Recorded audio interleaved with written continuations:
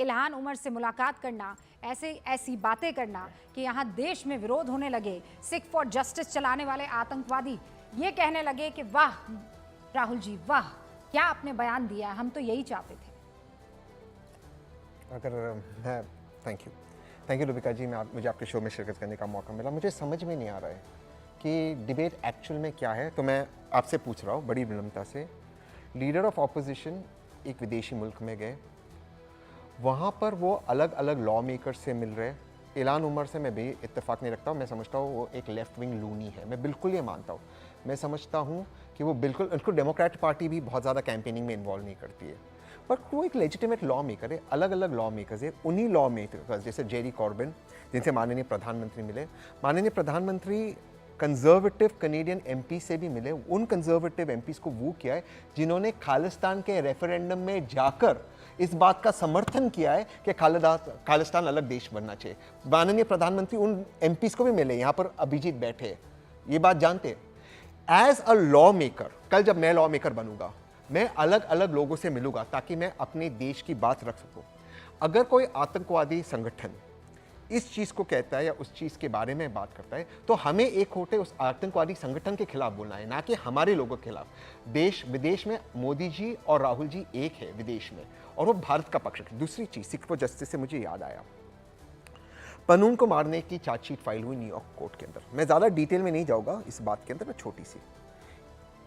Unlike Nijjar issue, और ये बात अभिजीत और मैंने पॉडकास्ट में भी डिबेट किया, अनलाइक निज्जार इशू अमेरिका ने उसे बहुत मैच्योरली हैंडल किया। लेकिन एक बार भी भारत की सरकार ने ये नहीं कहा, एक बार भी ये नहीं कहा कि जो चार्जशीट है ये गलत है। उन्होंने कहा we will work with you, will cooperate, हमारे जो ये नॉन स्टेट है।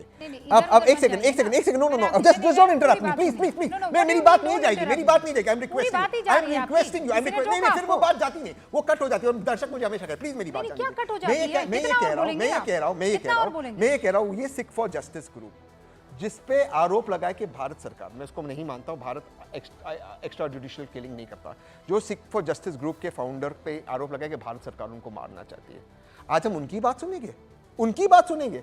और इल्हान उमर क्या एक लेजिटिमेट लॉ मेकर है या नहीं? इसको तो हम क्या इल्हान उमर कल जब भारत आएगी, क्या उसको भारत सरकार रिसीव करेगी या नहीं करेगी? क्यों मिलना नहीं करेगी? मुझे नहीं लगता है। हाँ, आपको नहीं लगता है? प्रधानमंत्री जी किन किन को मिला? जेरी कॉर्बिन से लेकर कंजर्वेटिव, उनका लिस्ट निकालिए। जो पाकिस्तान के पैसों पर पीओके जाकर हिंदुस्तान को गलत साबित करने की कोशिश करे, मुझे नहीं लगता है कि उसको यहाँ पर काजू बादाम खिलाए जाएंगे। बिल्कुल नहीं खिलाना चाहिए, बिल्कुल नहीं खिलाना चाहिए। और ये जो सिख फॉर जस्टिस की आप बात कर रहे हैं सर, न्यूज़ 18 इंडिया चौपाल, एक ऐसा मंच जहां जब जब बात निकलेगी तो सिर्फ दूर तक नहीं बल्कि दुनिया के कोने कोने में जाएगी, क्योंकि इस बार बात होगी भारत के वैश्विक महाशक्ति बनने के लक्ष्य पर।